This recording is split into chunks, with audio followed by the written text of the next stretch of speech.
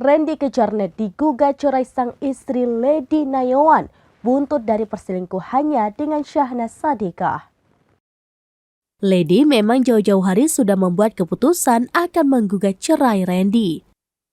Hal itu dikatakannya saat menjadi bintang tamu di podcast Richard Lee.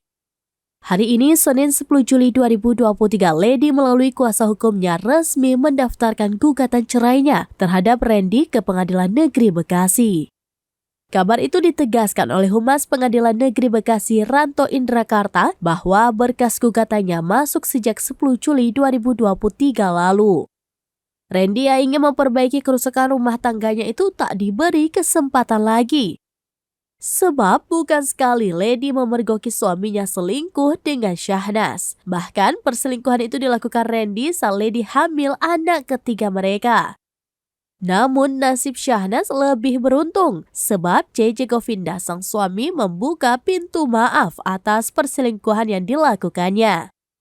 Bahkan JJ selama ini bungkam dan tetap melindungi Syahnaz meski gosip perselingkuhan sang istri menjadi gunjingan di media sosial. Bahkan ia tetap memuliakan Syahnaz sebagai ibu dari anak-anaknya. JJ dan Syahnaz sepakat menyelesaikan masalah rumah tangganya secara internal.